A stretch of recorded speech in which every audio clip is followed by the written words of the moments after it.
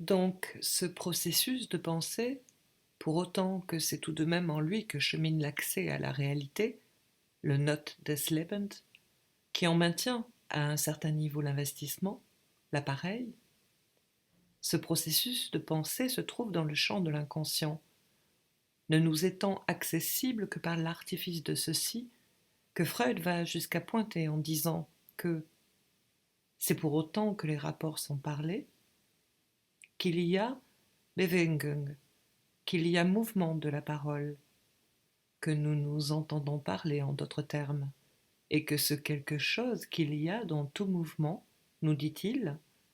car employant un mot dont je ne crois pas que l'usage soit courant en allemand, et dont ce n'est pas pour rien qu'il l'emploie,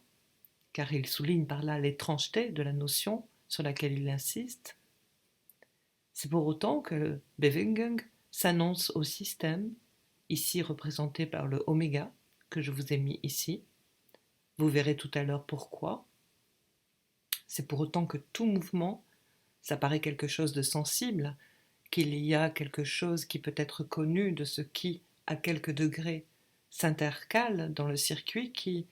au niveau de l'appareil phi,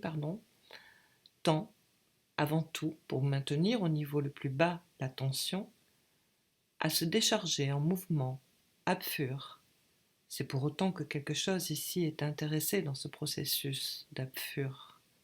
que quelque chose ici rentre à proprement parler sous le signe du principe du plaisir. Le sujet en tant que conscient, n'appréhende quelque chose que pour autant qu'il y a quelque chose de centripète dans le mouvement, qu'il y a, disons, pour parler, sentiment de mouvement, sentiment de l'effort. Et ceci se limiterait à cette perception obscure, tout au plus capable d'opposer dans le monde les deux grandes qualités que Freud ne manquait pas de qualifier de monotones, et qu'il ne manque pas de faire quand je vous ai parlé de l'immobile et du mobile, de ce qui peut se mouvoir et de ce qui est impossible à mouvoir. S'il n'y avait pas parmi ces mouvements ce que nous pouvons appeler des mouvements de qualité d'une structure différente, les mouvements articulés de la parole autour de quoi quelque chose qui participe encore à la monotonie, de la pâleur, du manque de couleur du mouvement, est tout de même ce par quoi tout ce qui se rapporte au processus de la pensée, à ces menus essais du cheminement de Vorstellung en Vorstellung, de représentation en représentation, autour de quoi le monde humain s'organise, parvient à la conscience. C'est pour autant que quelque chose ici,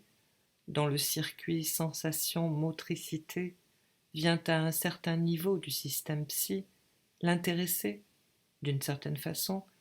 qui permet que quelque chose en soit, en somme, rétroactivement perçu, sensible sous la forme de Vorstellung,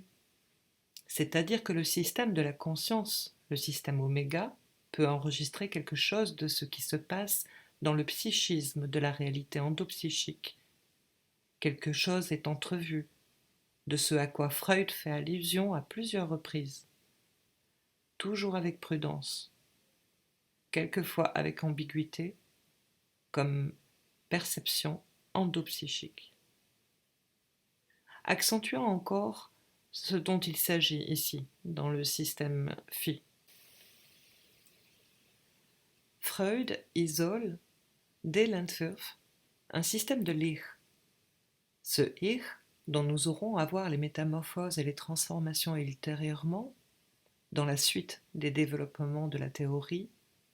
ce Ich, qui lui aussi se présente en quelque sorte d'emblée, avec toute l'ambiguïté qu'il y rétablira plus tard, en nous disant que l'Ich est pour une grande part inconscient. Ici, l'Ich est strictement défini. Quand il parle de die Entwurfung des Ich, c'est du système à proprement parler uniformément investi de quelque chose qui a une Gleichbetetzung. Il n'a pas écrit Gleichbetetzung, mais je suis sûrement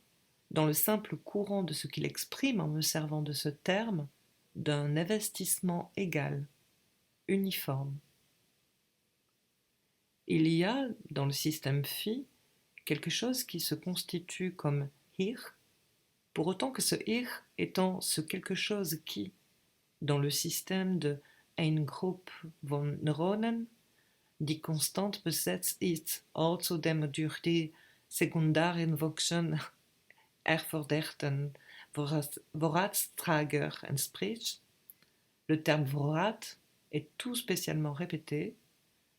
sert au maintien de cet investissement qui caractérise une fonction régulatrice. Et je parle ici de fonction. S'il y a inconscient, c'est bien le hier en tant qu'il est ici inconscient en fonction, et c'est en tant qu'il est réglé par cette Besetzung, cette Gleichbesetzung, que nous avons affaire à lui.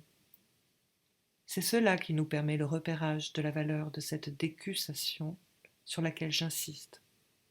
et que nous allons voir maintenue dans sa dualité dans la suite du développement de la pensée de Freud.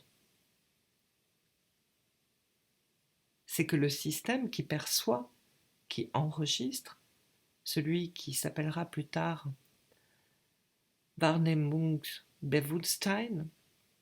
il n'est pas au niveau de ce moi en tant qu'il maintient égal et uniforme, et autant que possible constante, la Besetzung réglant le fonctionnement de la pensée. Elle est ailleurs, cette conscience. Elle est un appareil qu'il faut que Freud invente, forge, et qu'il nous dit à la fois intermédiaire entre ces deux systèmes, le système oméga et le système phi, et en même temps dont tout dans le texte nous impose de ne pas le mettre ici à la limite. Car le système phi pénètre en quelque sorte directement, sans doute à travers un appareil, se ramifie directement dans le système psi,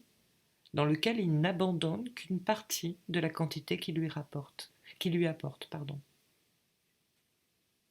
C'est bien ailleurs et pour autant, et que dans une position pour ainsi dire plus isolée, moins situable que tout autre appareil, que vient fonctionner ce système oméga pour autant, dit Freud, que ce n'est d'aucune façon de la quantité extérieure qu'il recueille son énergie, que tout au plus peut-on concevoir qu'il en zir die période anhängen, qu'il en enregistre la période. Et c'est à quoi je faisais allusion tout à l'heure en parlant du choix de l'appareil sensoriel, qu'il le joue là, qui se joue là aussi ce rôle de guide, ce rôle de contribution qu'apportent les Qualitätszeugen, pour permettre au moindre pas tous ces départs qui s'individualisent en tant qu'attention sur tel ou tel point choisi du circuit et qui lui permettront cette meilleure approximation par rapport au processus qu'automatiquement le principe du plaisir tendrait à faire. Mais là, il y a quelque chose qui, dès que Freud essaie d'articuler la fonction de ce système, nous frappe. Ce double, cette union qui semble une coalescence de la Wahrnehmung, de la perception, avec la Bewusstsein, qui est la conscience, ce qu'exprime le symbole WBW, se trouve dès que nous essayons d'en voir fonctionner le jeu à ce niveau premier d'appréhension du système psychique dans Freud. Tout nous indique ici, et je vous prie pour cela de vous rapporter à cette lettre 52 dont Lefebvre-Pontalis nous faisait remarquer la dernière fois quel état j'en faisais constamment et à plusieurs reprises, à cette lettre dans laquelle Freud commence, dans la confidence avec Fliss, à apporter la conception qu'il faut se faire du fonctionnement de l'inconscient comme tel. C'est littéralement autour de la succession des Niederschriften, des inscriptions, que Freud fait tourner toute sa théorie de la mémoire, pour autant que c'est là, pour lui, L'exigence fondamentale de tout ce système, c'est d'ordonner ce qu'il voit fonctionner effectivement dans les traces mnésiques, d'en ordonner les champs divers dans une conception cohérente de l'appareil psychique. Et là, nous voyons, au niveau de la lettre 52, nous en voyons ceci. La Wahrnehmung, c'est-à-dire l'impression du monde extérieur comme brute, elle est originelle, elle est primitive, elle est hors du champ qui correspondra à une expérience qui soit notable, c'est-à-dire effectivement inscrite dans quelque chose dont il est tout à fait frappant qu'à l'origine de sa pensée, Freud l'exprime comme une Niederschrift, comme une inscription, comme quelque chose qui se propose, non pas simplement en termes de Pragung et d'impression, mais dans le sens de quelque chose qui fait signe, qui est de l'ordre de l'écriture. Ce n'est pas moi qui ai fait choisir ce terme. La première Niederschrift se produit à une certaine époque, dans un certain âge, que sa première approximation du sujet lui fait placer avant l'âge de 4 ans, peu importe. C'est au niveau d'un A, puis après, jusqu'à l'âge de 8 ans, un B, qui, lui, apparaîtra être quelque chose ou une autre Niederschrift plus organisée, organisée en fonction de souvenirs à proprement parler conceptuels, et nous paraîtra constituer plus spécialement un inconscient. Peu importe qu'à ce moment-là il se trompe ou qu'il ne se trompe pas, que nous ayons vu depuis que nous pouvions faire remonter l'inconscient comme tel, avec son organisation de pensée, beaucoup plus haut. Ce qui nous importe, c'est ceci, c'est qu'ensuite, nous avons le niveau du Vorbewusstsein qui correspond à un stade ultérieur, puis le niveau du Bewusstsein, en tant qu'il n'est plus l'indication d'un temps, mais d'un terme. En d'autres termes, que toute l'élaboration qui fait que nous progressions d'une significantisation du monde à une parole qui peut se formuler, que toute la chaîne qui va de l'inconscient le plus archaïque jusqu'à la forme articulée de la parole chez le sujet, que tout ceci se passe, si l'on peut dire,